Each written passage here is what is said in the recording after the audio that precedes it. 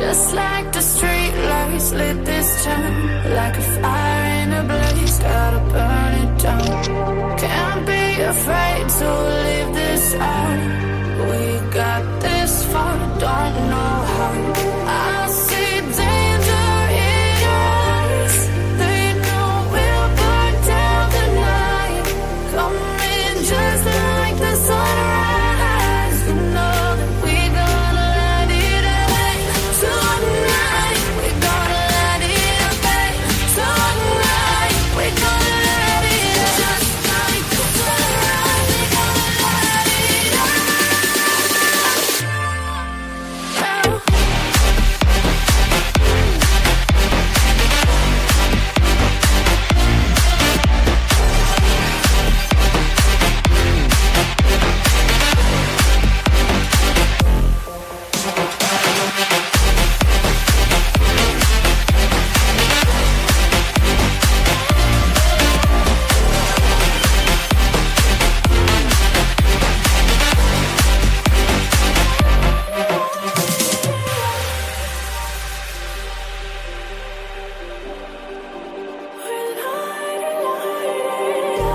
Just like a spark that's breaking out.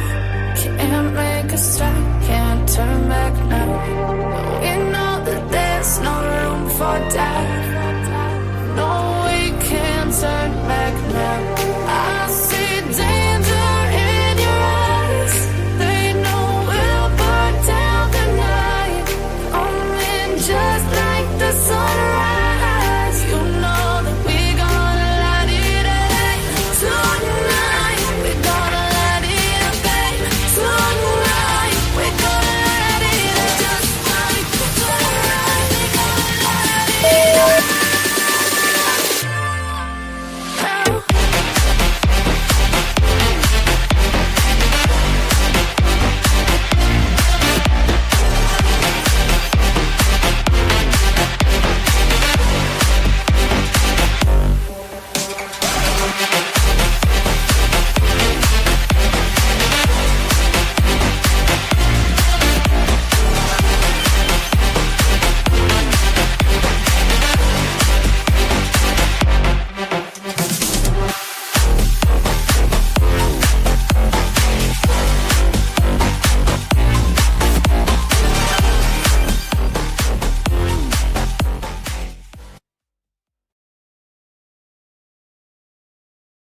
Hey guys, welcome in. Welcome in. Happy Friday night. We made it. We made it another work week. And I forgot to tell you guys, show you earlier that we do have some new sounds. So I downloaded a couple of them. I thought they were hilarious. So I may use them throughout the live just for fun. But I promise I won't use them all the time. I'm not a soundboard kind of gal, but I thought the applause one was pretty funny. And I thought the boo one was pretty funny. So if people want to boo me, just let me know and I'll boo myself. And we could do that. We could do it that way. But welcome to the channel. If you're new here, my name is Tanya or TitaniumBuilt. Thank you for joining me this evening. I do appreciate that very much. We're going to go over Emmanuel Haro case, and we're going to go over the new updates that are kind of coming out especially with Jake. He's talking, he's singing like a canary in there. We haven't heard much about Rebecca, the mom, supposedly she got punched in the face. Hola. Someone came up to her. She was at a sporting goods store. Someone said, hola, punched her in the face, took her baby. Well, we're coming to find out that 7-month-old Emmanuel Haro from California, this actually began, as a kidnapping case. It evolved into a homicide investigation. They have arrested his parents, and they have charged them both with murder, and they have charged them both with reporting a false crime. So we'll go over some stuff tonight with them and the whole case. So if you guys don't mind, say hello to one another. Say, hey, hello, hi, my name is, or whatever, above you, below you. Get to know each other. And it is good to see everybody. I won't go through everybody in the chat, but it's good to see everyone. It's good to see you guys tonight. And I saw that we had Ladybug in here, and I think that we had Mary Beth or someone else that was a mod in here. So that's good. It's good to see everyone. Well, thank you guys for being here. I do appreciate it. If you guys don't mind and you feel like you like the content, don't forget to hit the like button. It really does help the channel. It helps the video more than you guys even know.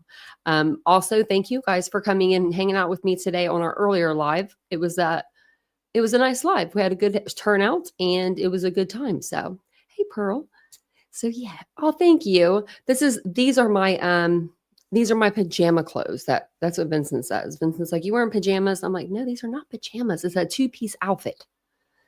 But it looks like pajamas. So, but welcome in everyone. We'll go ahead and we'll get started with tonight's live. If you guys don't know, I kind of told you a little bit about and who Emmanuel is. There has been a lot of talk in the streets over the last few days about whether or not Jake has confessed. I wanted to do my thumbnail tonight like AI, but I'm not good at that. I don't even know how to do an AI thumbnail. I tried. But I wanted to do an AI thumbnail with like Vinnie Politan fighting, like boxing Brian Enton, because I feel like them two are kind of going at it a little bit, if you would call it that. Brian Enton came out and said that they were doing, an operation called a Perkins operation in the jail, and they, solicited they got a confession out of Jake saying he said that he put the baby, well, he said a couple different stories, and we're going to go through those tonight. But one of the stories was he rolled over on the baby and killed him. The second one was that he put the baby, Emmanuel, in the trash. So those are the two stories that I know of. And I think there might be another one, but we're going to watch tonight because Brian made a third video and he's tripling down. And I mean, if he says that that's his source and his source told him that, I'm usually one of them people when they say source, my brain just stops listening. Like my ears just don't even go there. But it's Brian Enton. You know what I mean? Like, I trust his reporting. I really do. I think that he is ethical, and I don't think that he would do that. I just don't think that he would do any of that. So, whose birthday is it? I missed. Is it your birthday, Doodlebug? Let me know. Let me know. It's. Is it Kira's birthday? Wait, is it Saturday? I thought we had a Saturday birthday. Hey, Karen. Now I'm going back up, but I probably shouldn't go back up because you guys will probably tell me in the bottom. Well, happy birthday. Happy birthday. I hope you have a wonderful day. I hope you had a wonderful day. I hope you have a wonderful evening. And thanks for spending it with us. Did you have some drinks? Oh, it is Saturday over there. Yeah, it is Saturday. You're welcome. I hope you're having a great time. I hope you're having a drink. Hey, Danielle. Well, I hope you were having a great time. I hope you had a great birthday. I do. I love Brian too. I believe him. I trust him. That's news daddy, right? Yeah, Doodlebug, you don't lie. Like, if he's lying, no, Mary Beth, I'm not. Not at all. If he lied or got the reporting wrong, I know that he would come out and say like, hey, I got this wrong. And he would have said that already, right? I don't think he would have not said it. So I believe him. What I think though, I was listening earlier and Phil Walters was on Vinnie Politan's show. And I do like Phil Walters. He was on a show I used to watch on ID channel. I can't remember what show it was, but I really valued his opinion in that show. And so I valued his opinion in this. And he said that they could have done this operation, right? This Perkins operation. And maybe it did elicit something out of him, but it wasn't quite what the DA would constitute as a confession, right? So maybe he said something along the lines of, I threw Emmanuel in the trash. But that's all he said. Like, he didn't say I killed him. He just said I threw him in the trash. Well, that's not a confession to murder. That's a confession that you got rid of a body, right? So maybe they were wanting to get more out of him. And I don't know. I don't know how that's going to work now, because maybe Brian Enton, by reporting that, maybe reported it too quick, and maybe that could have messed something up that they were, that operation that they were doing. I don't know, but that's what I was kind of thinking, maybe, because Phil Walters was saying something along the lines of, maybe he said, a little bit of something, but it wasn't like a full confession. And so I was like, maybe you're right. Maybe you're right. News Daddy is king. He is. He really is. I was looking over here. I don't know why I'm looking at the separate page and not looking at you guys. Probably because I'm trying to figure out which tab I want to show you guys first, because Jake did an interview. I can't find the full interview. I guess I thought it was on the phone. I'm assuming it was on the phone, and I'm assuming that the guy recorded it, but I've been looking for it and I can't find it on the internet. But I did find the article for the interview. So we'll go through that. But it was a 45-minute interview. So this will be just a little piece of it, but we'll go through this. If you guys have any questions over this case, let me know. I will answer any questions that you guys want me to. Actually, we'll start with this. This will help get everybody their memories everything will come into focus maybe. But this is baby Emmanuel. And it says Emmanuel Haro was born on December 21st, 2024 to Rebecca and Jake Haro. On Thursday, August 14th, 2025 at 7:47 p.m., deputies in Ucapia, and I'm saying that wrong, but let's see. This will tell me. I think it's Upasha or something like that. Ucaipa. Were dispatched to a retail business after Rebecca Haro reported that while she stood outside her vehicle changing her child's diaper, she was physically assaulted by an unknown male and rendered unconscious. When she awoke, her 7-month-old infant, Emmanuel Haro, was gone. Deputies and canine units from San Bernardino and Riverside counties responded and began an extensive search. Emmanuel was not located. There's some more pictures of him. We'll go to the official timeline. There are 2 timelines. One that's their version, the parents, and then one that's the official timeline. So on August the 14th, at 7:41 p.m., they made the 911 call. At 7:47, deputies responded to a report from Rebecca Haro, who says that she was attacked while changing her 7-month-old son's diaper at the Big 5 parking lot, which is a sporting goods store, and that Emmanuel was missing. Canine units and helicopters are deployed. Actually, let me put you guys up here. There, much better. Hey, Rose. There we go. That's I can see you guys. Hey, loves to lurk. Welcome in, everyone. I think so too, Karen. Everyone's gonna be like, "Who's Karen?" Karen's Connie. Connie Karen. Everyone's gonna be like, "Who's she talking to? Someone block me?" So then, August the 15th, ongoing search. The Specialized Investigation Division joins the case. Canine units continue to be used. I'm going to put my glasses on if I can grab them. Deputies canvassed the area and request public assistance. No Amber Alert was issued due to the lack of suspect vehicle description. Because you remember, Rebecca said she was rendered unconscious. This person punched her so hard, they knocked her out.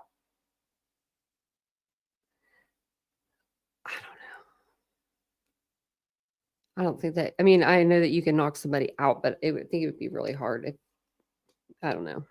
If they were there with their baby, I don't know. I'd probably be a super cautious person, though.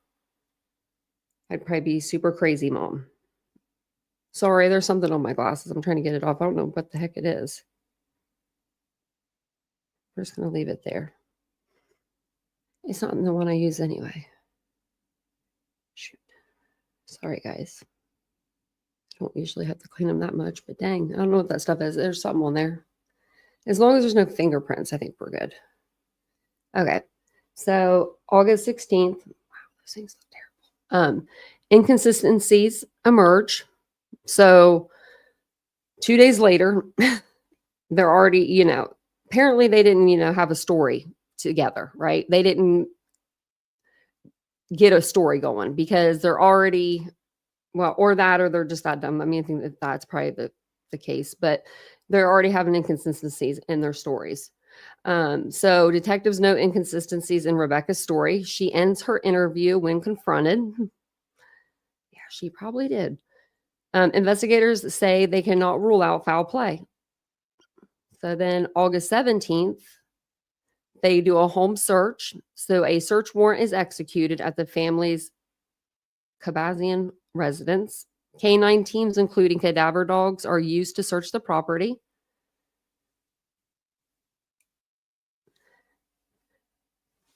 And then that's August the 17th. So then August the 18th, they do a surveillance review. Investigators reveal that they have collected and are reviewing a substantial amount of surveillance footage from areas of interest, despite earlier statements from Rebecca that there were no cameras.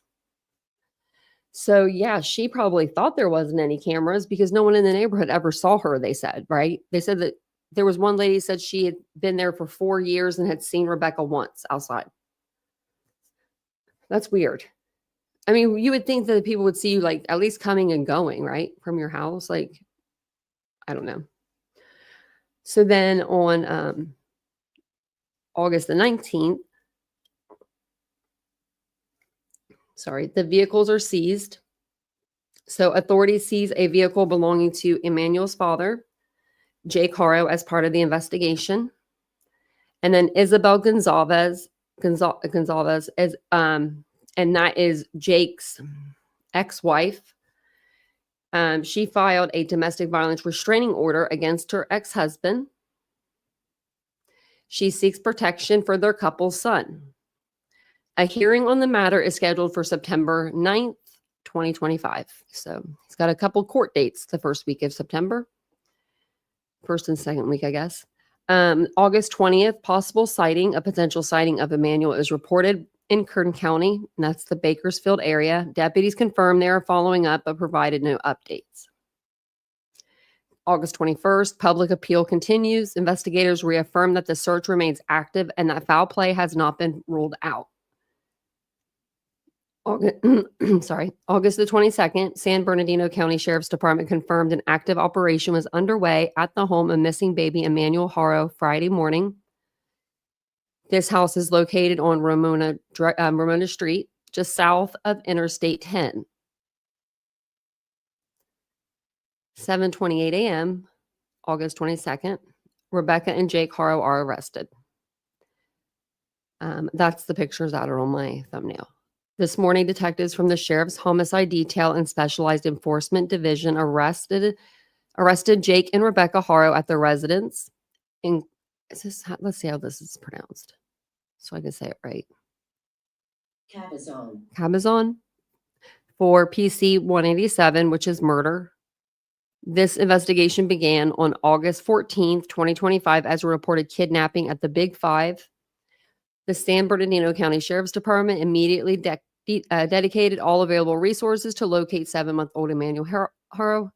During the investigation, thus far, numerous interviews have been conducted, search warrants have been served, digital and electronic evidence has been collected and closely analyzed. Based on the evidence, investigators determined a kidnapping in Ucapia, I'm saying that wrong, but that's okay, did not occur. It is believed Emmanuel is deceased and the search to recover his remains is ongoing. And then at 12:32 p.m., Rebecca Haro is booked to Robert Presley Detention Center. And I think that this is their, oh no, that's not it.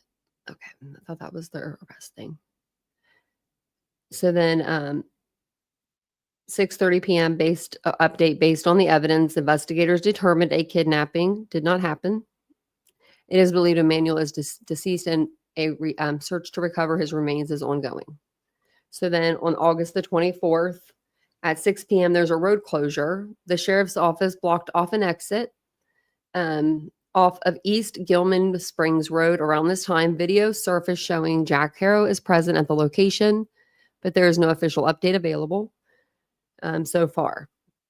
And then there's a video of, Jake leaving the area. Now, I don't really know why he took cops there.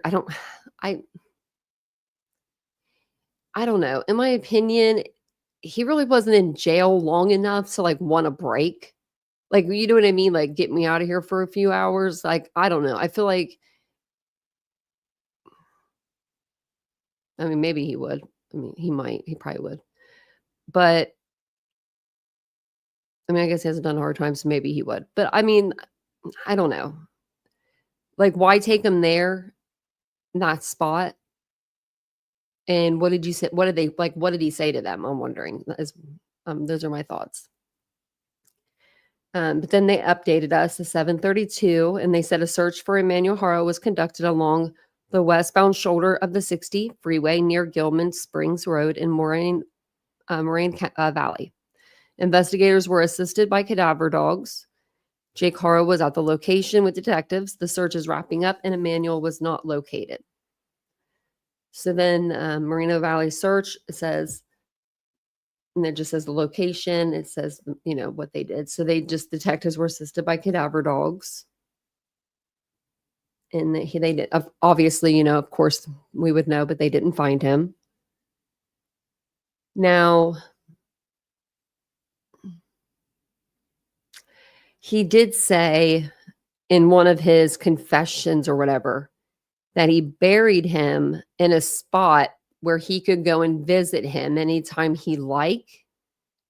I don't know which confession is or which statement or whatever they want to call it is true, because he's made a couple different ones at this point now. But if that's the case, then he would know exactly where to take them. So that, I mean, I don't know. That to me is just, it's so weird that they went, he called all, I don't know. Do you want to put yourself in any more trouble? Like, you're already sitting in jail because they think that you murdered your son, right? I probably would keep my mouth shut. That's what I would do if I did it, right? If I did it, I would keep my mouth shut. I wouldn't be calling the cops saying, "Hey, come get me. I'll tell you where Emmanuel is." Probably wouldn't be doing that. Now, if I was guilty, maybe I would. So, I mean, and they're looking more guilty than innocent. Maybe I'd want to get out for a little bit. Who knows? But then on August 26th, at 8 p.m. or 8 a.m., I'm sorry, 8 a.m. That'd be funny if it was 8 p.m. So there's a first court appearance, and it's scheduled for Rebecca. And 12 p.m., the deadline for the district attorney to file official charges, the 48-hour rule. It says, and I know what it requires, that an arrest person be brought before a judge within 48 hours, excluding Sundays and holidays for arraignment. Yeah, wouldn't that suck if they, like if you're innocent and you get put in on a Friday night on like Labor Day, they're not there Monday. 1:30 p.m., Jake Haro and Rebecca Haro are charged with murder, domestic violence, and making a serious false complaint in the death of baby Emmanuel. I didn't know that they were charged with domestic violence as well. So it says here, August 27th, 2025, the San Bernardino/Riverside joint update. Investigator findings. The DA states investigators have a strong indication of where Emmanuel's remains are, but the search is ongoing. Now, that almost says to me, and I said this the other night, that maybe, what if like the confession that he said that he threw him in the trash, right? What if that's the statement or whatever? What if that's the statement that's true? And the DA isn't necessarily lying to people when they say, like, we have a strong indication, we know where he's at. And maybe they are searching the landfill somewhere for him. But I hope that's not the case. I really hope that's not the case. I hope that they know where he's at, though. It says cause of death allegation. DA states Emmanuel was a victim of long-term child abuse that ultimately led to fatal injuries. Prior abuse case in 2018. DA recalls Jake's prior child abuse case involving his daughter. I forget. It's not Carolina, I don't think. Carolina? I think it's Carolina. But she has severe injuries listed: fractured ribs, skull fracture, brain hemorrhage, tibia fracture. She survived but remains permanently disabled with cerebral palsy. And she's beautiful. She's a beautiful little girl. Judicial failure. Prosecutors sought prison for Jake in 2018, but a judge gave him probation and work release. We're going to listen to a video that just came out about that too. That there's an XDA that goes on to News Nation, and they are saying that the judge isn't to blame for that. So we'll see. We'll see about that. We'll just see. That sounds good, Mary Beth. Man, your food always sounds so good. You make me hungry. Shouldn't have looked at the chat. That was the first thing I looked at. I was like, teriyaki steak. I like teriyaki. I like steak. I'm sure I like teriyaki steak. This is awful. And welcome in, Heart. I thought I saw you in here earlier. So then, let's see, where were we at? It says the DA calls this an outrageous error in judgment. I agree with that. I do. I agree with his statements when he was talking about what happened with the 2018 case. I mean, it happened in 2018. That it didn't even go to court till like 2023 or something like that. I guess everybody that got in trouble back before, COVID happened, they just didn't have a case until later, like a few years later. That's crazy. That's a long time. But I want to say he was in there for like a day and then he was out. Like he wasn't in there. He wasn't in there long. And I think this judge gave him, was it probation? I thought it was probation. And then he like let him out one day. Like I think maybe he spent one day in there or he didn't spend any days in. It's crazy to me. That's just, you do this to your daughter. I'm going to go over those injuries again, just because like I've had some of these injuries myself as an adult. They're horrific. Like as an adult, like, and this little girl had these, like, it's just really so sad. So she had fractured ribs, skull fracture, brain hemorrhage, and a tibia fracture. She has cerebral palsy, and that's, that's a permanent disability. So, and then the state says if Jake Haro had been in prison, Emmanuel would be alive today. Well, we all did the math. No, they wouldn't even have known each other actually. So he wouldn't have been here at all.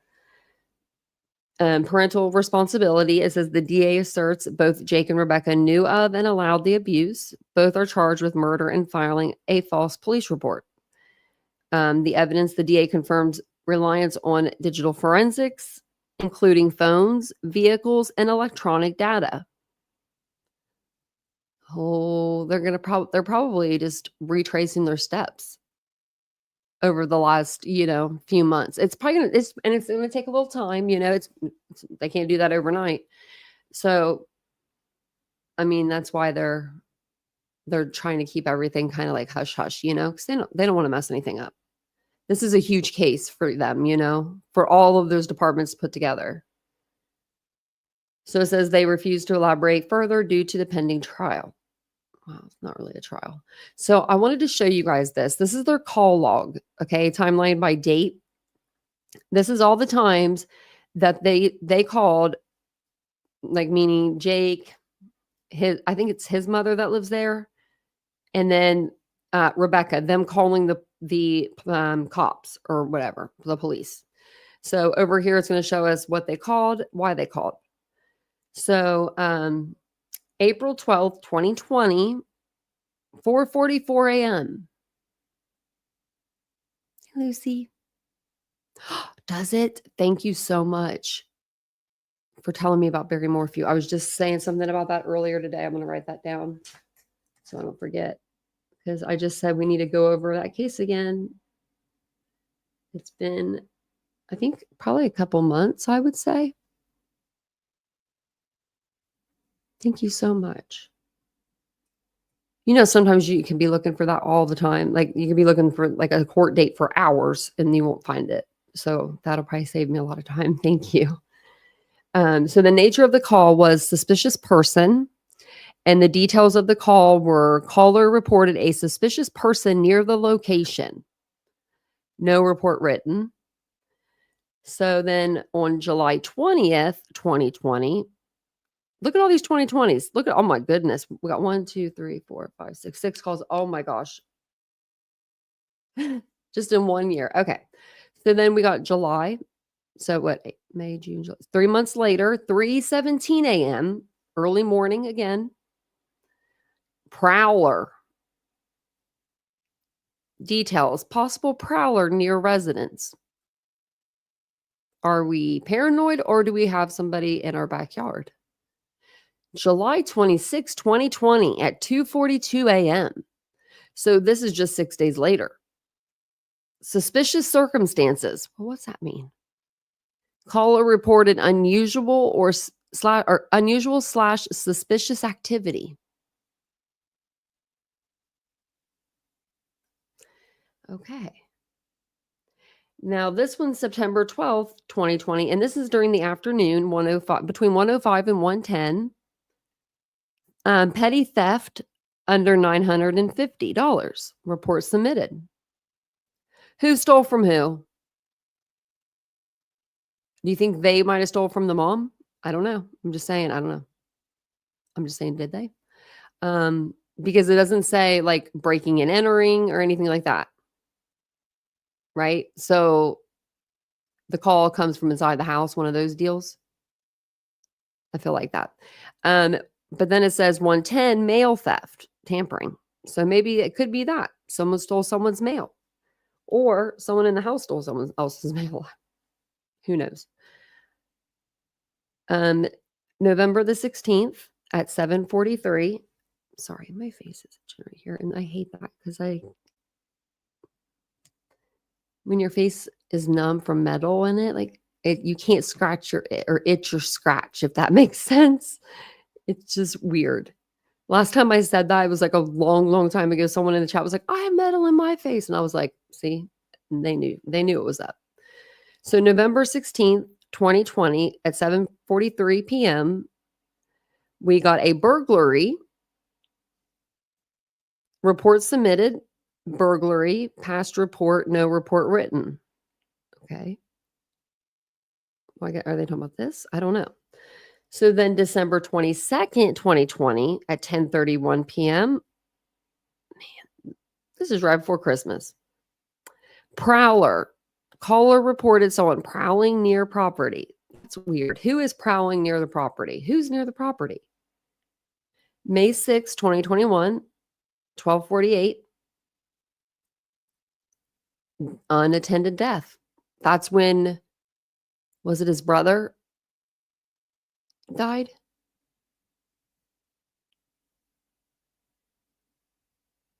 Okay. Death investigation, no doctor present to sign certificate. What? Why didn't you get a doctor?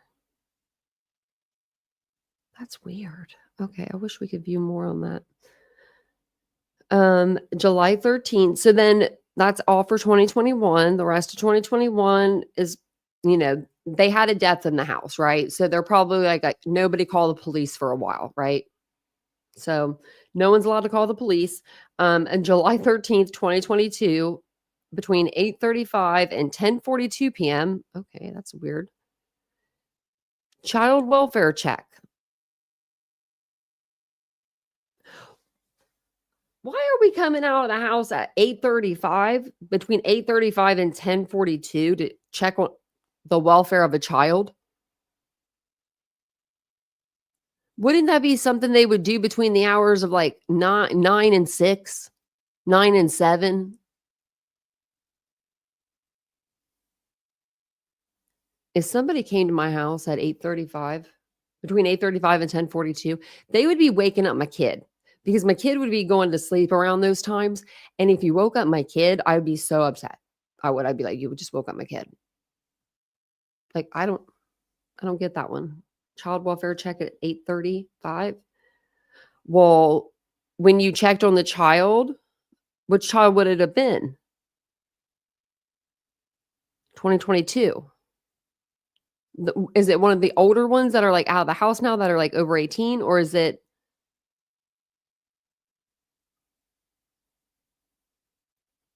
would it be his daughter? I don't know how no, she's not. No, it could be his daughter. That's not uncommon. Oh, man.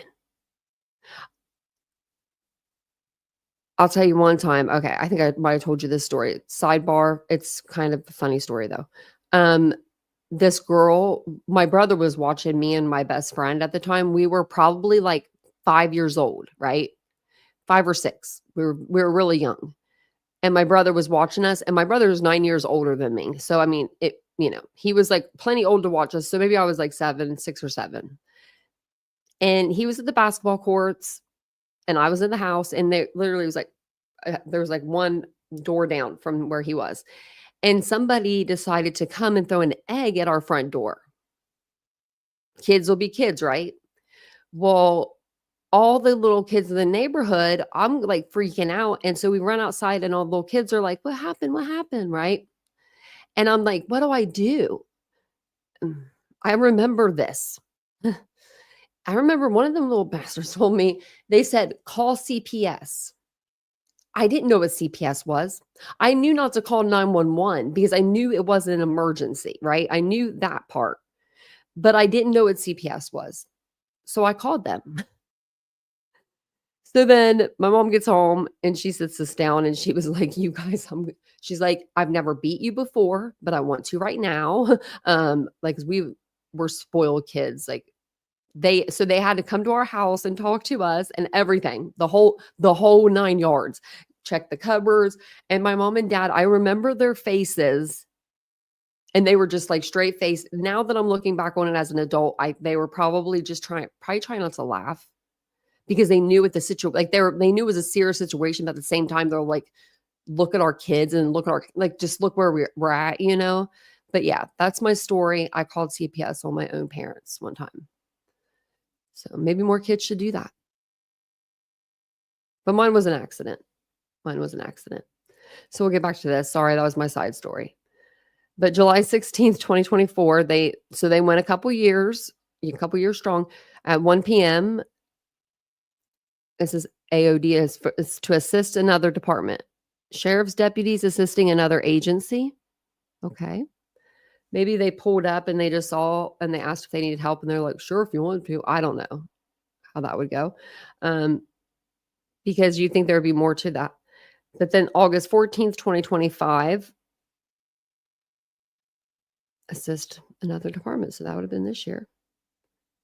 What's this one say?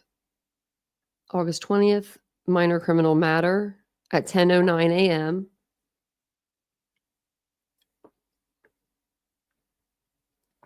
Is this when everybody was out there? Because it says 10:26, keeping the peace.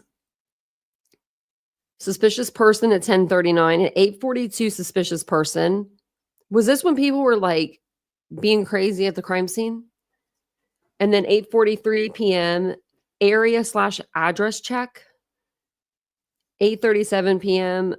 to 2:42, battery, physical assault. Who the hell is doing battery on August 20th?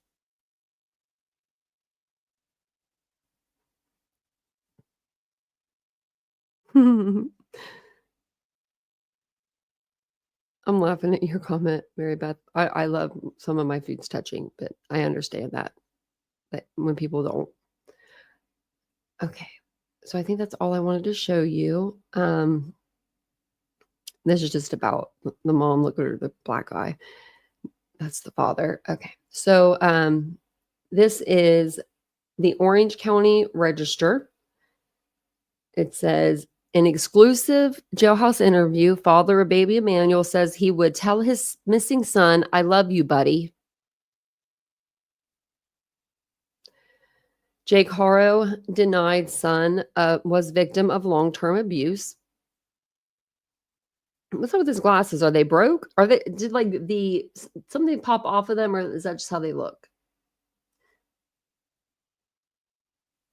Almost looks like there's a camera in the side of them. There's not, but it just looks kind of funny. Because I said that on another live. I was like, what is that?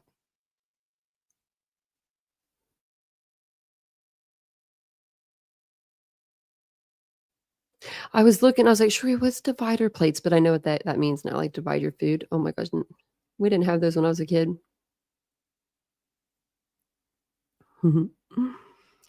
So it says Jake Haro said in a jailhouse interview on Wednesday, August 27th, that Riverside County District Attorney Mike Hestron's assertion that Haro's missing 7-month-old son was the victim of long-term abuse. Abuse was not true at all, but Haro declined to discuss what role, if any, he played in Emmanuel's disappearance. Haro, 32, and his wife, Rebecca, 41, were charged Tuesday, August 26th, and I think that was actually the 22nd, with murder and filing a false police report. Actually, maybe they were officially charged then. Jake Haro said little else about the case in the interview with Southern California News Group reporter via video hookup at the Larry D. Smith Correctional Facility in Banning. And if anyone knows where that stinking interview is, let me know. I'll play it sometime. I'll play it tonight, actually, if you guys want it. Haro would not say whether he led authorities to the Moreno Valley Badlands on Sunday, August 24th, where he was spotted with investigators. He did say he has been completely cooperative with investigators. I want to talk, but I want to talk about it, but I can't, Haro said, referring to instructions from his attorney. I was told, don't do no press. I don't think that's how he worded it. His attorney worded it, but okay. Yeah, no, he would tell you that. Any attorney that, any client that has an attorney, anybody in the world, whether that is your best friend, Jake, this guy, Jake Haro, whether it's a content creator, whether it's me, whether it's your mama, whether it's your grandmother, sisters, best friends, cousins, uncles, twice removed, if they have an attorney, that attorney is going to tell them to shut their mouth. They're never going to tell them, go out in the public and talk, go out on YouTube and talk, go to your friends and talk, go to your family and talk. They'll never do that. But they will tell you to shut your mouth. Like he shouldn't have been doing this interview. Haro wore a red jail jumpsuit indicating he is in segregated housing for his protection. He said he had no contact with other inmates. Okay, so Haro sometimes wiped his face with a white cloth. His eyes appeared to be red. Haro said he attended Banning High, where he played tight end and linebacker on the football team. No, why are we doing that? Why we do that? Why do some people do that? Why are we reverting back to high school? If someone asked me what I did in high school, I'd say, ask me what I did the last 5 years. I'm 30. He's 32 years old. Who cares what he did in high school? I'm sorry. That's just, I guess we're getting to know each other. During the 45-minute interview, Haro said the couple cares about Emmanuel. They attempted to schedule several appointments to accolade the boy, but one hospital, what is this? Am I saying that wrong? Inoculate the boy. But one hospital was continually out of vaccines, the dad said. Okay. What does this mean? Okay. Oh, vaccine. Okay. That means to vaccine. So,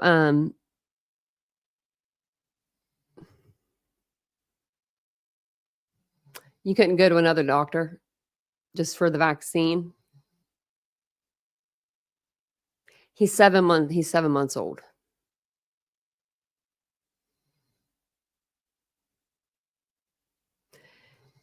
They eventually switched hospitals and had an October 2nd appointment to get Emmanuel his shots. I would love to know if they checked that just to make sure, that he had an appointment on October the 2nd for his shots. I would love to know. Rebecca Haro claimed that Emmanuel was kidnapped by a man who she said knocked her unconscious in the parking lot of a Big Five on August 14th, kicking off the investigation in what has become a national story. Haro talked at length about his child cruelty conviction in 2023, which he said prompted investigators to unfairly assume that he killed Emmanuel. It's not really unfairly. That's not unfair to assume that you did something to another child when you were abusing and beating a child so badly that their broken bones were in stages of healing. And then you rebroke them. They shouldn't even let you walk out of the hospital with Rebecca and the baby. I don't even know how they would not do that, but if only. So then it says, Haro said he accidentally dropped baby daughter Carolina on a sink divider while bathing her, but she appeared uninjured. However, the girl was later found to have broken bones and other serious injuries after Haro's wife at the time, Vanessa, woke him up in the middle of the night. She is now bedridden, the district attorney said on Wednesday. And they said that those injuries did not come from her hitting the divider in the sink. Both the husband and wife made plea deals with the judge over the objection of the district attorney's office. He received 180 days in the sheriff's work release program and was handed a suspended 4-year prison sentence in order to attend a child abuser treatment program. I wonder if he ever did it. Jake Haro said Wednesday that the sentence was fair. Oh, of course he did. He said he wanted to take the case to trial, but I pled guilty because I didn't have the money to go to trial. The judge said nobody would believe my side of the story.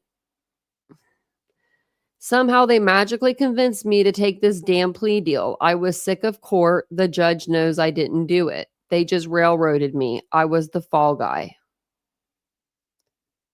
There's no way that you can convince me to take any deal.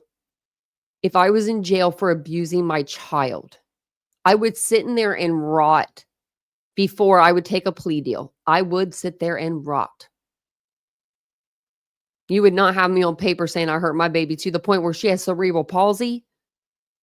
She's bedridden. She can't go to the bathroom on her own. She can't do nothing on her own. No, no. That's why I get crazy when it comes to kids' cases. I don't do good with them. I just get angry. And then he says this. This is going to be nice. This is going to be great. Haro was hopeful on Wednesday that enough money could be raised. Who's going to raise money for you? Generally 10% of the bail to free Rebecca, who he wed 3 years ago. Rebecca is innocent, Haro said. No, she's not. Where's the baby? She got punched, supposedly unconscious, knocked out. Hola. I don't see anyone coming up saying hola to her. The media is killing her. She is a beautiful woman. She loves her children. Okay, we're going to make sure we remember that. She is being held at the Robert Presley Detention Center in Riverside. On Tuesday, the Haros appeared in court, separated from each other. Jake Haro said he encountered her after getting off an elevator. I'm trying to shout to her, I love you, Haro said. The deputy shoved me to the ground. He launched me like I was a rag doll. Yeah, well, they tell you in jail, if you see the other party, don't look at them, don't talk to them. They tell you that. They tell you that. Like, they tell you. Like, it's just, wow, I'm glad that he did that. Whoever the cop was that took him to the ground like a rag doll, kudos to you. You should have a vacation. No less than 5 days off. Like, really, you did your job. Because I know, like, even on that elevator, that cop was probably telling him, when we walk in here, if you try to walk over to her, if you try to look at her, if you try to talk to her, like, there's going to be repercussions. I'm sure he went through that. And then as soon as they got off that elevator, I bet Jake saw Rebecca and he's going, I love you, Nope, I would have done, I would have done the same thing. Haro said he re-injured a shoulder. Oh my God. Remember all of the claims that he was making, the what are they called? Those when you get hurt like at work, like workman's comp claims. He wrote like 15 of them for every job, even Walmart. So now he hurt his shoulder.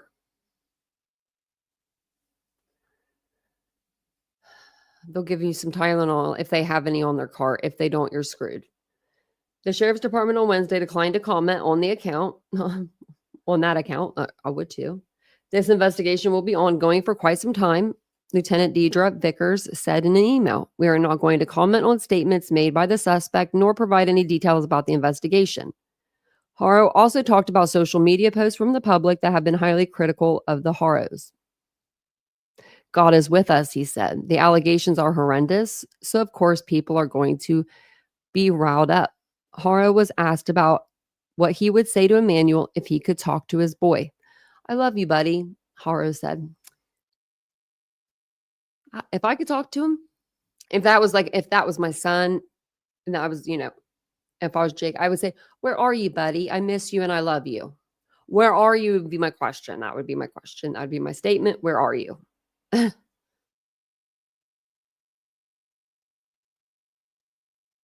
Mhm. Yeah, well, she might be in general population.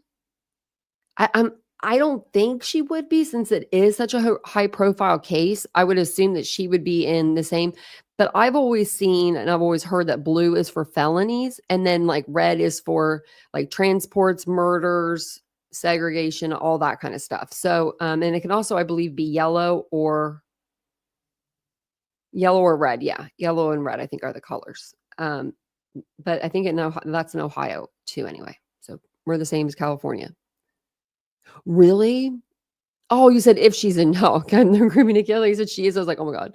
Yeah, no, if she was in general population, we'd be hearing something by now. I did listen to a lot of these little videos. Okay. So this one is from News Daddy. He looks great. He must have got a tan because he lives in Florida. But he's going to tell us about, the confession and everything. And he's tripling down. This is I think his third video that he's done, saying like, no, this is what I've heard.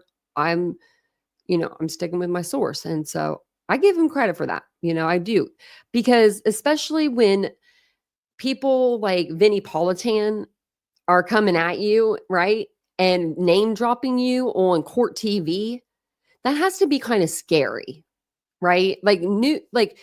I was called a news daddy. Brian Enton isn't new to the news by any means. He's been on the news for quite some time now, a few years at least, or whatever more. But I think he's not used to this much attention. And so, especially with his, YouTube channel, it grew really fast and stuff. So I would be like, I would be nervous, but I'm glad that he's not. I'm glad he's tripling down on it. I love it. So if you guys don't mind, take a second, hit the like button if you haven't already. I'm going to go ahead and I'm play this here. So thank you guys for being here. So I've learned through sources that Jake Haro, baby Emmanuel's father, told police that he accidentally rolled over in bed. This is what sources are telling me, and accidentally killed baby Emmanuel, and then buried baby Emmanuel in a place so that he could go there to grieve him, which obviously made no sense. But when you think back to the weekend, Ashley, when police were out searching with Jake Haro in the jumpsuit, they had him out there. Very unusual to see that right along the freeway there in that area. It lines up with the story from my sources that he had indicated, and he's had a couple of stories, which I'll get into, but with this story that he had indicated to police that he buried baby Emmanuel after accidentally killing him. So the other question I have for you is the second story. The first story was he tells the police he's rolled over on the baby and buries the baby's body out on near the highway, clearly leading to those pictures. But then there's a second version of Jake Haro speaking in jail. What did you learn about this? Yeah, and this is very interesting. So sources tell me that there was something called a Perkins operation, which is not unusual in California. And this is when either an undercover police officer or not a police officer, but an informant basically pretends to be an inmate in the jail to get information out of someone who is in custody.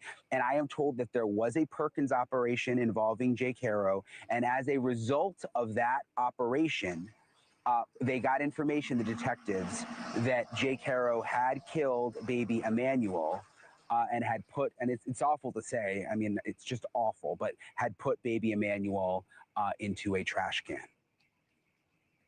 So I want to play something from the district attorney in this case, speaking to reporters earlier about the fact that they have a pretty strong idea of where they think baby Emmanuel is. Let's play that. We have a pretty strong indication of where the remains of baby Emmanuel are. That investigation is ongoing at this time. The filing in this case reflects our belief that baby Emmanuel was abused, victim of child abuse over time, and that eventually, because of that abuse, he succumbed to those injuries. So two questions there. We have a strong indication of where the remains of baby Emmanuel are. How does that square with this story that police say Jake Haro told to, the plant in the jail that I killed the baby and threw the baby in a trash can? Yeah, I mean, look, they must have some other information, because when they're saying that there's been a history of abuse, whether it's information from neighbors or from, who knows, videos or phones or pictures or whatever, where they have now put together a timeline that baby Emmanuel was abused over time. But it's also interesting, Ashley, that at that press conference, the DA was specifically asked, did you get a confession out of Jake Haro? And he said no. And he almost seemed mad about it, that they were asking about it. And he said no, which would conflict, you would think, with my reporting. And I just want to tell you, I've double, triple, quadruple checked. I stand by my reporting. I think we're down to semantics here. And, in the legal world, a confession, there's a very, very strict definition of that. And I don't know what the DA's definition of confession is when it comes to what he would want it to be in a court of law, but I stand by my reporting when it comes to the Perkins operation and what resulted from that operation, Ashley. And that's what I was kind of telling you guys earlier. And I agree with that. I think that maybe he got some part of it, like maybe the part about throwing Emmanuel in the trash. Like maybe that part is true. That's not, he didn't say he per se like killed him, but he, if he said like, hey, I threw him in the trash, like, maybe the officers are a little upset because that information got out and they were doing this Perkins investigation. I even looked into it because I looked into it the other night, but I looked into it more tonight because I was curious. I was like, when were they arrested? And how fast would, this Perkins investigation like take to put together? And, could they do it within like a few days of someone being arrested? And so I wrote in here, I said, would police use a Perkins operation 3 days after someone was arrested? It's pretty specific. AI overview, love him. It says, yes, police can and do use a Perkins operation days after someone is arrested. And they often specifically target the initial period of incarceration. The critical factor for the operation's legality is whether formal charges have been filed, not the time elapsed since the arrest. So yeah, they will do it awfully fast. And I guess they use that in that state a lot. So in California, they use it a lot. It's hard to believe that they can make the statement, we believe that he was subject to abuse over time, and because of that abuse, he succumbed to his injuries.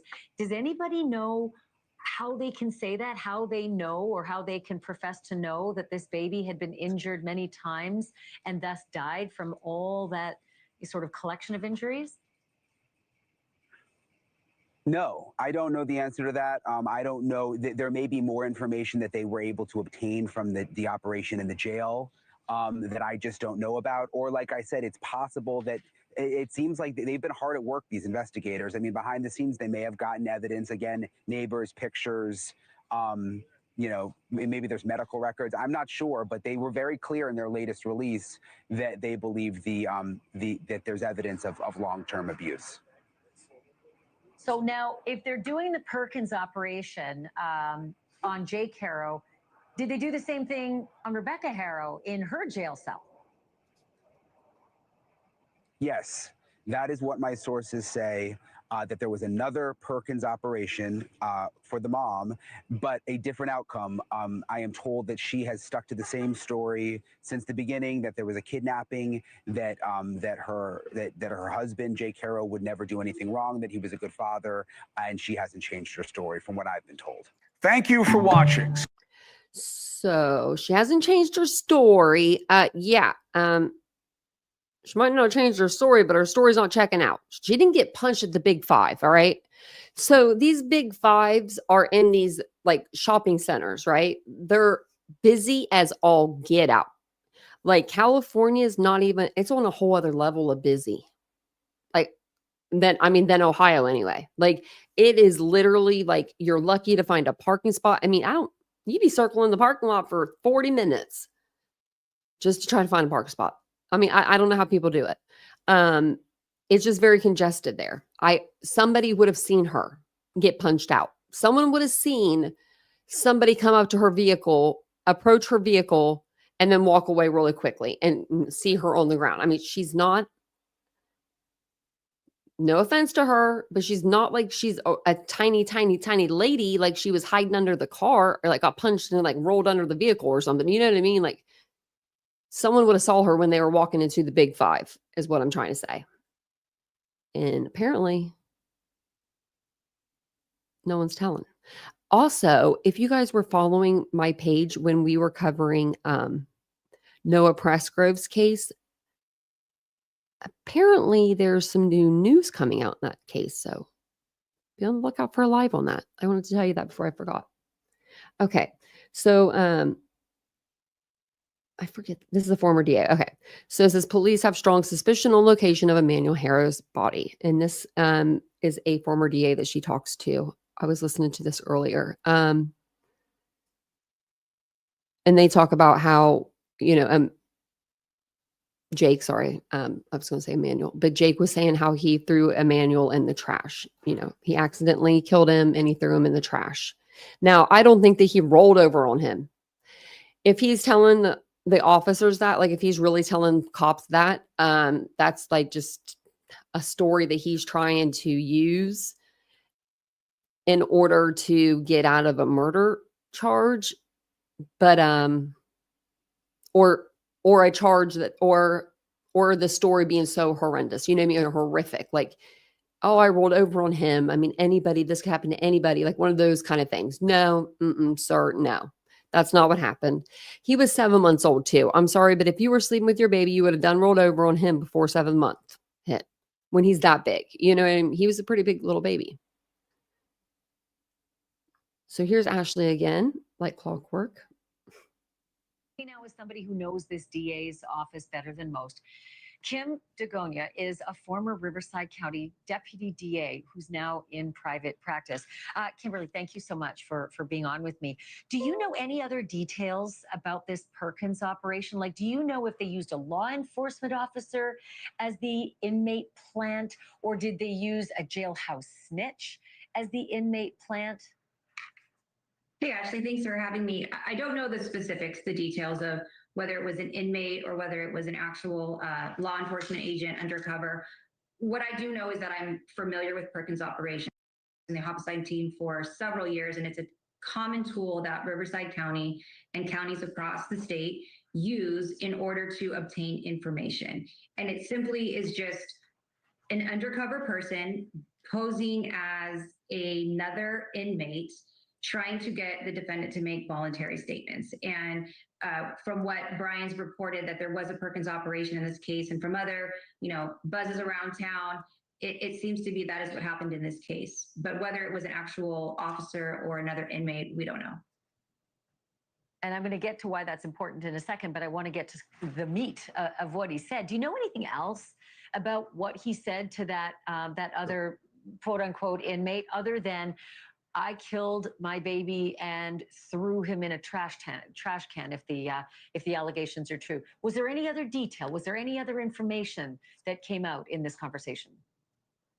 No, the information that I have is from the sources that Brian's reported from here on News Nation, that it seems that there was another crime scene. I think Mike Hestering confirmed that in his news conference today.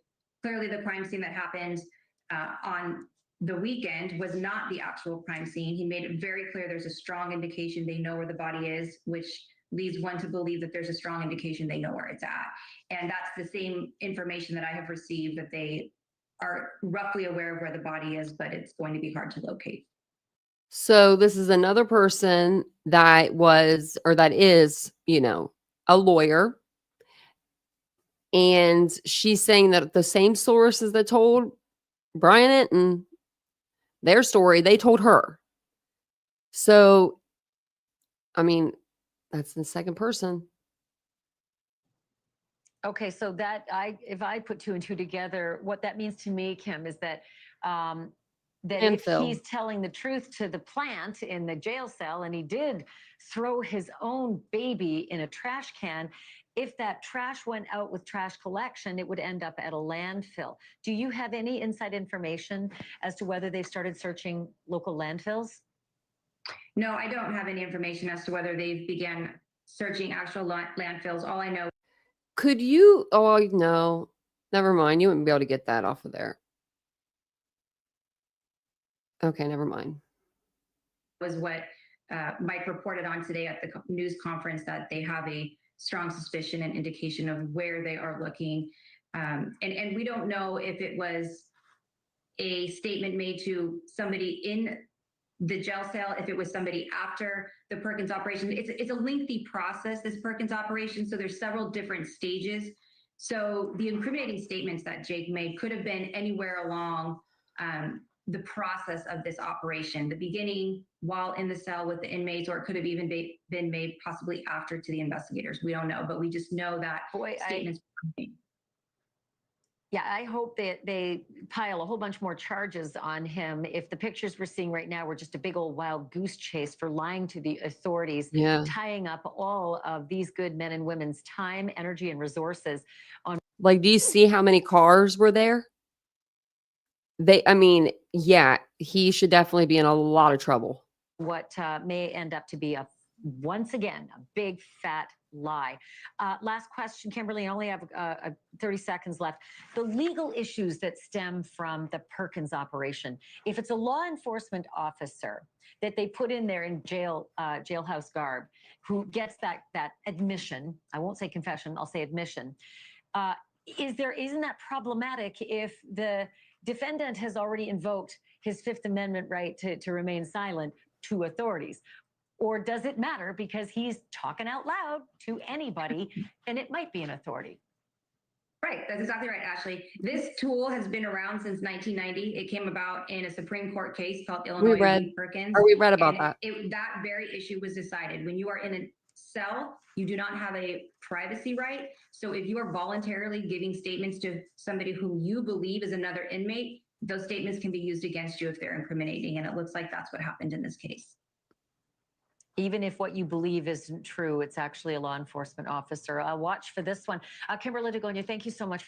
Okay, I'm going to cut her off there because they're going to scream. Cuomo's going to scream at us if I don't. Okay, that's something I didn't know. I thought I knew the law pretty well. That's something I didn't know, though.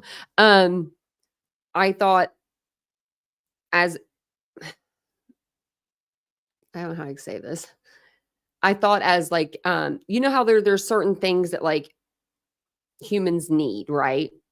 I thought that fell kind of like in that, like, right, like water, air, shelter, whatever it may be. So I don't know. I thought that like anybody that was in like their living quarters or whatever, like if you're in a jail, like if you're inside of your pod, like inside of your, okay, so there's the pods, like the whole part of the jail, right? That like the section you're in. But if you were in your, like your room, you know how they have like the doors usually, and you can go in your room. I thought that you had a level of expectation of privacy in there That's what I'm kind of saying. But I knew you didn't like outside in the day area, but I guess no matter where you are. So as long as they're dressed up in jail uniform, you know, if you say something to them, they can definitely use it against you. Now, I wonder if they look like cops when they like, you know what I mean? If they get like dressed up in their jail uniform, or if they have maybe undercover cops go in that work undercover a lot, so that they do look more like a jailer, you know, person in jail. Not saying everybody in jail looks the same, but you know, some people that would think the people in jail look maybe a little more rougher, which, you know, I don't think. I think they just look a little more paler.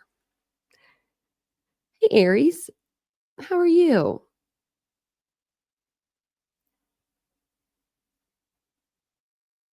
By the time she finishes talking, it'll be 30 seconds. I know. I was thinking that too. I was like, oh man, she's gonna cut her off.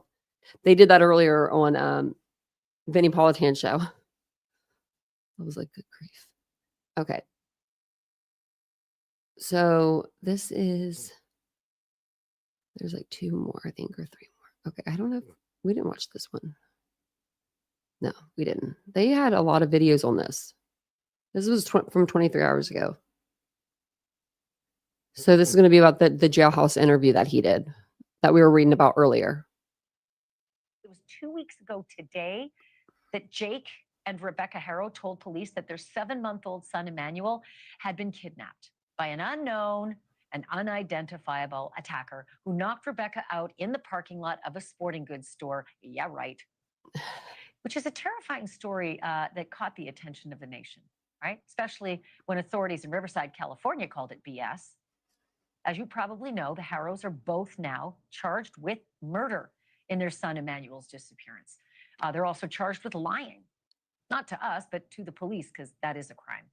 And 2 weeks later, there's still no trace of baby Emmanuel, who police now say may have been killed as early as August 5th. And through it all, both of these suspects remarkably cannot seem to stop telling stories. Last weekend, Rebecca gave a jailhouse interview professing the couple's innocence and declaring Jake a good dad who would never hurt a baby. Though, as we all know, he did hurt a baby, almost killed her. In 2018, he sent his own 10-week-old daughter to the hospital with life-altering injuries. She's now 7 and has been unable to feed herself or look after herself ever since. And now it's apparently Jake's turn to talk to a reporter from jail. A different jail than Rebecca's for sure, but undoubtedly he's flouting the same advice that her lawyer must have given her, which is, don't talk to anyone but me. You're in trouble. In Jake's interview, he didn't specifically declare himself innocent, but he did say he was being, quote, completely cooperative Hey, baby girl. with investigators. I think that part, that's in the eye of the beholder. But he stated flat out to the reporter, and I quote, Rebecca is innocent. She loves her children. He said the DA's theory that baby Emmanuel suffered long-term abuse that led to his death, not true at all, quote unquote, not true at all. But he didn't offer any new accounts of where his son might be or where his son's remains might be to that reporter, that is. To other people, he's told at least 2 different stories. A source tells News Nation that after the Haros were arrested, Jake told the police that he rolled over on Emmanuel while he was sleeping, accidentally killing the baby. And then I don't know why I haven't seen the video of him like being arrested. I'm just seeing pictures of it, but good golly, they brought in the big guns, didn't they? inexplicably decided to just bury his son's body, you know, in the desert off a highway. Because when you have an accident in bed like that, you're going to just bury your beloved baby just in an unmarked grave somewhere off the highway. That's what we figure led to this arrest, right? And then, of course, Sunday's total boondoggle in the grass there, What's a where an boondoggle? alleged child killer accompanies police on an hours-long search in a field alongside said freeway, Highway 60. Wouldn't you know it? This here search didn't turn up anything. Nothing. Weird, right? Because like they had cadaver dogs and everything. Because if you had dropped that baby there, Okay, I had to look it up. A boondoggle, if you're wondering what she's talking about, is it says it's a project that is considered a waste of both time and money, yet is continued due to extraneous policy or political motivations. Even if the wildlife had gotten to the baby, the cadaver dogs would have noticed something. And they didn't. And maybe that is because of the next story that Jake told us all. Our Brian Enton learned that while behind bars, Jake told a fake inmate, either a police officer or a civilian informant in disguise, that he was the one who in fact killed his own son and put the child's body in a trash can. It's what you call a Perkins operation, when you infiltrate the jail with a jailhouse snitch, another inmate, or an actual police officer dressed up as an inmate. And you just get the guy talking. Well, there's the front of the house right there. There's the trash can. That trash can's been emptied. Usually, I'm just saying, usually you don't have a washer and dryer though on the backside. I mean, outside of your house. Yeah. Would you not do that? Thank you. I know I'm terrible. She likes to dig. She's going to dig through my carpet one of these days with those claws. But yeah. Why do we have the washer and the dryer outside? First and foremost, okay, we're going to just skip that. But we are going to go to the trash can right here. One trash can, that many people, 4 family members? I don't know. That seems like you should have more than one. I'm trying to think if they would have to do something with their trash to make up for them if they were to put a baby in there, right? Would they? I don't know. But it looks like that is the trash. He said that's what happened with Jake Haro. He just talked. That would complicate the search enormously, right? If what he said to this so-called inmate was true, especially if it happened 3 weeks ago. But the DA said just yesterday that he's got a pretty strong idea of where police should be looking for Emmanuel's body. And I say body because the police assume that child has been murdered, hence the murder charges. And as for that prior conviction for willful child cruelty, which left Jake's tiny victim permanently disabled, Jake told the reporter that he pleaded guilty because, and I quote, "I didn't have the money to go to trial. I didn't have the money to go to trial." He also said he was sick of court and that the judge knows I didn't do it. They just railroaded me. I was the fall guy, quote, unquote.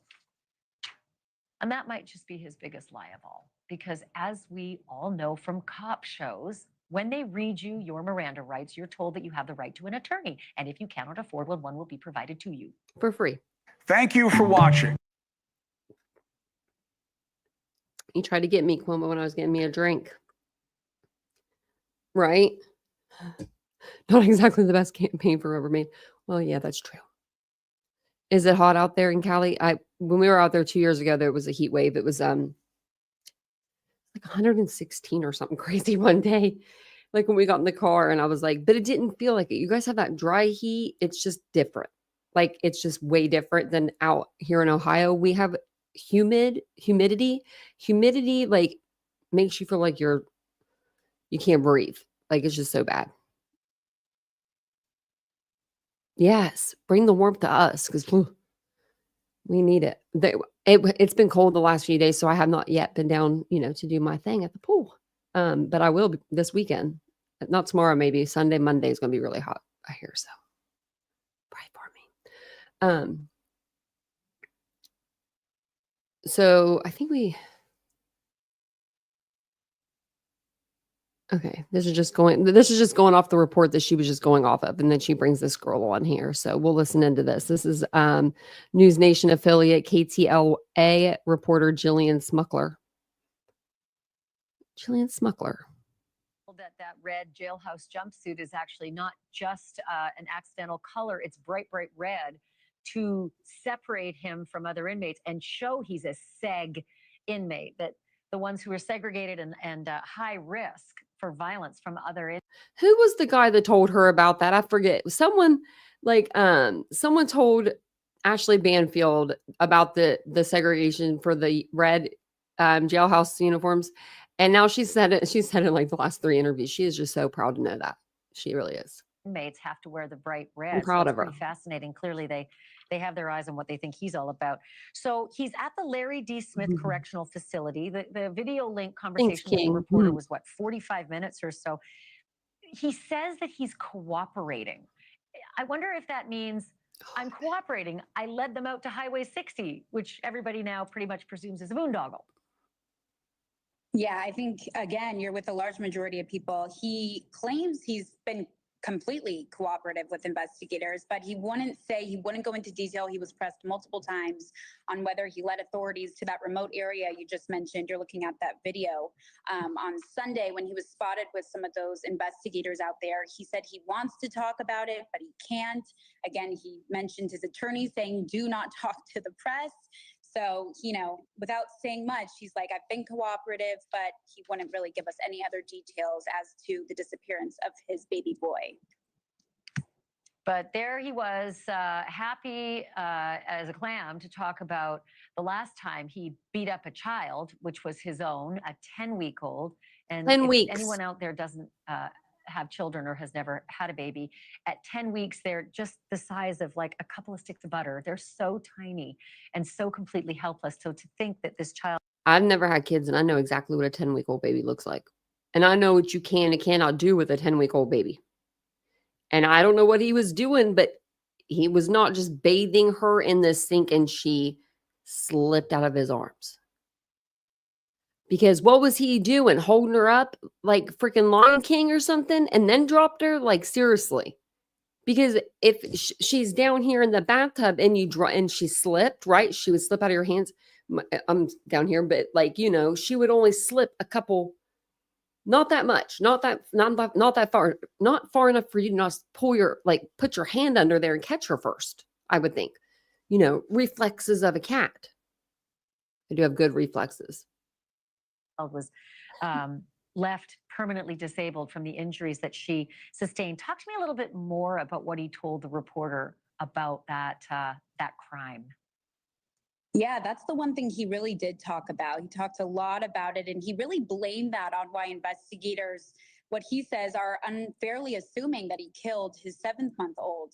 He explained exactly in his words what he said happened. He said he accidentally dropped his daughter, Carolina, on a sink divider while he was giving her a bath. But he said he didn't think she was injured. And then his wife at the time, so this isn't Rebecca, this is Vanessa, she apparently woke him up in the middle of the night and said, something's wrong with the baby. So they took her in to see the doctor. And that's when they found a multitude of injuries. There were broken bones, other serious injuries.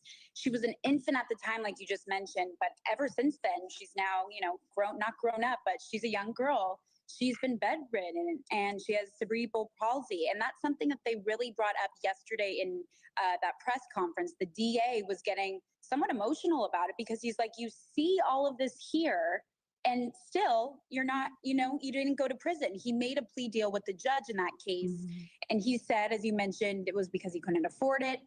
So he was given a 4-year probation sentence and 180 days of community service. And when when the reporter asked him about that sentence, of course, he said, he called it fair, but completely different from what we heard from the DA just yesterday. He was slamming that judge and really, he didn't mince any words on that. Yeah. Hey, listen, I got just... Of course he said it was fair, right? He didn't have to go to jail. Of course he said it was fair. Oh yeah, that was fair. Seconds left, but I just want you to tell me what he shouted to his wife, Rebecca, because on Tuesday he said he saw her at court. What was that? I love you. Yeah, so they've been separated this whole time. And when they arrived in court, they were put on opposite ends of the courtroom. And so apparently when he got off the elevator after the court appearance, he saw her, he shouted he loved her. And then he claims that's when a deputy allegedly shoved him to the ground. He said they, quote, launched him like he was a rag doll and that he re-injured his shoulder. So we obviously asked about that. He's a big dude. About any of those claims. They refused to comment, but that's at least his account of what happened when he saw Rebecca. I wonder if that's how it felt when that 10-week-old baby was being slammed around with broken bones and skull fractures, etc. It's really curious. Jillian Smuckler, great. You tell them, Banfield. You tell them. I don't know how they had custody. Like, I just feel like if you're holding your baby there, in the sink, I don't know. I would just feel like you could slide your hand really quick, right? Like I don't know. It's just that's so sad. Like I don't believe that story, but it's like, that's not even, you know. Good night, heart. Have a good night. See you tomorrow. If not, have a great Saturday. It's Saturday tomorrow. Okay. So the judge isn't to blame, they're saying, for Jack Haro's light abuse sentence. That's the newest report that came out from Mrs. Vargas. Elizabeth put it out a couple hours ago, like right when we got on the live. I saw it like right before. So I went ahead and just pulled it. I didn't get a chance to watch it. So we'll watch this one together. We'll see what they have to say. Parents could face death penalty. No, they can't. There's no death penalty in California. So innocence in this new jailhouse interview. He denies claims of authorities who say that the baby had been abused by his parents throughout his 7-month-old life.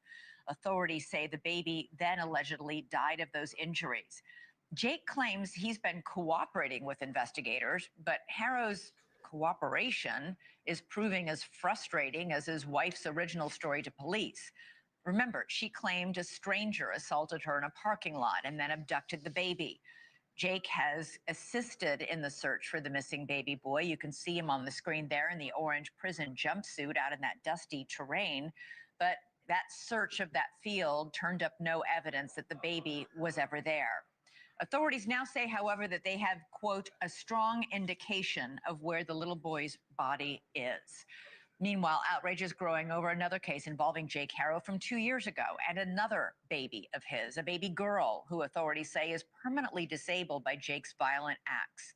Jake pleaded guilty to child abuse in that case, but despite the hideous injuries the 10-week-old baby girl suffered, he never served any time in prison. The district attorney says that if the judge had put him behind bars, baby Emmanuel would still be alive today. Joining us now is Kim Dagonia, former assistant district attorney from Riverside County, California. Thanks so much for joining us. So the current DA, Mike Hestrin, had really harsh words for the judge in that previous Jake Haro case. Hestrin said it was, quote, an outrageous error in judgment and that a baby is now dead because of it. He did, and I think Sheriff Chad Bianco said it best when he started the news conference and indicated that there were several opportunities and several people to blame for why baby Haro is no longer with us and why Jake Haro is not in custody. The reality is that had the Riverside County District Attorney's Office charged that actual complaint properly, we wouldn't be here. Jake would not have been able to even conceive Emmanuel Haro because he did not charge what is the most basic charge, which is the assault with a child under the age of 8 causing paralysis. Yeah, he was charged with child cruelty. I mean, we've got the current DA blaming the judge in the case, and you're saying actually it was the former DA's mistake? Correct. If the former DA would have filed the charges correctly, that would have tied the judge's hands. He would have been unable to sentence Jake Haro to probation. He would have had to have sentenced Jake Haro to life with the possibility of parole. The judge would not have been able to sentence him to probation. The charges were simply pled improperly. They were too low. So what about what Jake Haro was saying? It's unbelievable he's giving interviews from jail. Is he admitting that his baby is dead now or not? I mean, it seems to be that way. You know, he's taken the police on this wild goose chase to an alleged crime scene. That in of itself would suggest that he's admitting the baby is gone. Making these statements now, I think, is further just incriminating him, and people can read between the lines that he is telling us that baby Emmanuel is gone. Authorities say they have a good idea of where the baby's body is. They believe that he had suffered abuse throughout his 7-month-old life, which is horrific to even think about. What do you think makes them think that? Do they have evidence? You know, Elizabeth, I'm sure they do. I'm sure Mike Hestrin is very detailed when he does backgrounds, when he does investigations. I'm sure they did search warrants into Emmanuel's pediatrician. But the reality is, common sense tells us he injured a 10-week-old baby a few years ago. Horrific injuries, which indicate that he squeezed the baby, he shook the baby. He probably hit the baby with something. I mean, those are really traumatic injuries. Yeah, let's just remind our audience, broken ribs on that 10-week-old baby girl, a fractured skull on It's that so sad. 10-week-old baby girl, brain swelling, a fractured leg. Kim, it's almost unbelievable to consider what you'd have to do to that tiny infant for her to suffer injuries like that. She's permanently disabled. That's exactly right. She's permanently disabled. So we can look at Jake Haro's history of how he treats his children. And it's not a far leap to suggest that likely Emmanuel Haro was being abused in the same manner because his life was ultimately taken. Yeah, this is a terrible, terrible case. But obviously, we will continue to follow it as the authorities search not just for the baby's body, but for answers. Yeah, I just was on mute, but yeah, they released 600. Sorry, I muted myself again. I'll do a thumbnail tonight. It's of Koberger's apartment. And as of right now, I'm looking and there is no shower curtain. So still looking. Yep, I don't see one. So God, that place was a dump. I'm sorry. Sorry. I knew that I told you that I talked with the people that cleaned those apartments, and yeah, he's not OCD. There's so many things that he does that's just a non-OCD to me. Like there's a lot of different things that like OCD, but he just doesn't exhibit them, in my opinion. Okay, yeah. I'll make the thumbnail in the morning. I was going to make it tonight, but I'll make it in the morning. And then we'll do a live tomorrow afternoon sometime. Yeah, he did have a couch too. And leaving a little carpet. Okay. Let me get this down. Get me here. Okay. Yeah. A dump. We'll have to go through it like I'll pull up the Zillow like virtual tour. We'll go back up through the virtual tour. Hey Debbie. Yeah, it makes me angry too. That's when it comes to kids cases, including the Idaho 4, I still consider them kids, like young adults. It's harder, especially when they're kids, like babies. 7-month-old, 11-week-old. People get in trouble for things, but they don't get in trouble. There's no accountability. You cannot just give somebody 4 years probation and some community work service for permanently, I don't want to say disfiguring, but he did his daughter. And now she has to have this care of like this, care of life and like have, somebody I'm sure with her 24/7. I mean, she has cerebral palsy. There's no way she can't be by herself. And that's sad. She should have been able to live her life. She was born a healthy baby. She should have continued that journey, like that's just so sad that he beat her so badly, and then he had the nerve to take the baby clothes to the freaking Goodwill. Oh my goodness. That's just, that's just beyond. I haven't seen Fat and Opinionated videos in a while. I'm gonna have to go subscribe to him again. I don't know why I'm not subscribed, but I haven't seen his videos in a while. And I know he'd be working hard. He'd be putting out videos a lot. Those apartments are very old. Yeah. So the person that talked to me about like cleaning them, because I said they look like they have not been touched since they were built in like the 70s. And he was like, they haven't. There's been like no updates, no upkeep to them. These college students move in, they trash the place, and then they bring in these cleaning companies to try to clean these like carpets and these walls and these everything. And, just when's a good time to rip out the carpet and just start fresh, I think every time that you leave an apartment, you should get fresh carpet when you move in. I don't care. I'll never do that again. I don't think we did it here. No, we got brand new carpet when we moved here. So I'll never do that because I hate carpet. And that's called OCD for you. It gives me the like I could do like little carpets like this, but I can't do like big carpets anymore just because I have animals, you know? Yeah, he shouldn't never been allowed. And well, now the ex-wife is trying to get a restraining order on him. And they go to court for that on the, what was it? They said the 8th or 9th. And then the 4th, they have their next court hearing.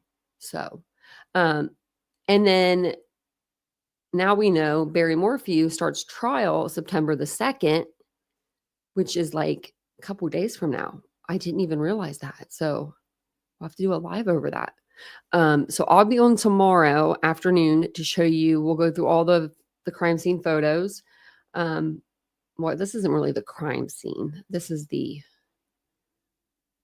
murderer's house. I don't know. This one might be creepier.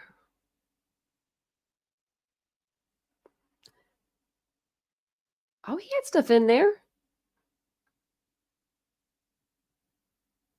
Okay, I'm not looking until we look together. Okay, I'm getting off here. I'm not gonna look. I'll look with you guys. But I'm like, he had stuff in there. What's he doing? See, but can I kick it? You probably don't have 2 dogs that are just like crazy. They're just crazy. Like they will run in here when they like it's like raining. I'll be like, don't you let them off their leashes yet? And Vincent will or something, and they'll just take off. I'm like, no, not again. Plus, there were puppies at one point, you know, and puppies have do puppy things. She's actually back here, my big puppy right now. She looks so cute. Her sister's not in here. It's just me and her. Yeah, so earlier, I'll tell you a funny story. I'm refolding all of our blankets, and I'm trying to, like, reorganize everything. So I have a pile, like, in the living room, right, on the floor. I have, like, a pile going. Tell me why I walked out there. Vincent's on the couch right in front of Araya, and Araya is on the mound of blankets. She's pulled them to where she made a bed for herself, a perfect doggy bed for her. And she was laying there. And I was like, okay, well, I guess she's going to keep that bed. So I just laughed and I was like, I'm just going in the other room. I was like, I just did that. He is pretty funny.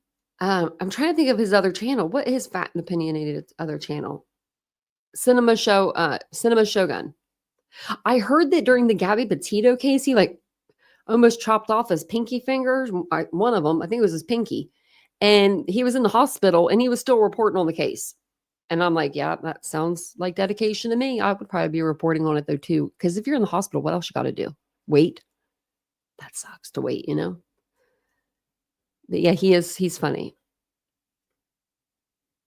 Cleo's being clingy tonight. Oh, that's Mia. Usually when we sleep, she sleeps on me. Like she's a big dog. This dog's 80 pounds, I would say. Maybe more like 90. She's taken up, 6 feet of the floor right now. She's laying long ways. But thank you guys for being here tonight. I appreciate it. I'll be back tomorrow with live, like I said, during the day. And Araya will be with me, and Mia, both of them. But yeah, I'm going to go ahead and I'm going to let her go out with her sister. I'm going to let her go out with her sister and see what she does. She's just kind of like hanging out here. I think sometimes he could be a bit much for people. That's probably why maybe I unsubscribed. I can't remember why I did. I didn't know that I did, actually. Your shepherd was 109. Oh, that's a big dog, Ladybug. And the bigger the dog, I swear, the bigger the dog, the more they want to cuddle with you. The bigger the scaredy cat. I'm telling you, people scare her on the daily. I'm like, you're the biggest dog. Lucy, me too. I do. I love animals. I usually have both my dogs in here with me at night. And sometimes the cat. But the cat's not in here either. Well, what the heck? But I already know he's going to want something when I go out there. He wants his midnight snack. It's not midnight. It's only 11. But usually by the time we get off here, it's usually around, a little after 11. So he's used to me going out there, and he will jump up and he'll be like, "Where's my snack?" And he has to get to be the tallest. Like they all want to be the tallest. It's so funny. Araya, the dog, will jump like off of all fours. Like not, I don't know. It's just all like she bounces. It's really cute. And then this dog is big enough to not do anything. She just stands there and she's level with the countertop. So, but thank you for being here. I appreciate it so much. I will get to my email sometime this weekend. So if you've sent me an email, I will get to it sometime this weekend. And what else? Today's the 29th. So we will be doing our members giveaway on the 31st, which is Monday, is it? Yeah. So, or wait, Sunday. So, be ready for that. And I will see you guys all in the next live. So have a wonderful night. If I don't see you tomorrow, have a wonderful Saturday. Let me show you. I forgot to play the sounds. See, okay, let me play them for you. So I no longer need you guys to fake laugh, because I mean, like, I'm not like I hear you anyway, right? But listen to this. I can have my own applause, right? Or if you guys hate me, we can boo me. So you let me know which ones to hit. I'll get some more on there. And if I'm doing something and you're like, boo yourself, I will boo myself. I'll do that for you. I just thought it was pretty funny because a lot of people have like soundboards. And I always said, I'm going to get a soundboard when I first started YouTube. And then I was like, no, I'm not. I'll never have a private soundboard, but I will have those in the studio, in the back studio. But thank you guys for being here. I appreciate it. I'll see you guys all tomorrow. Have a wonderful evening and have a good night. Bye, guys.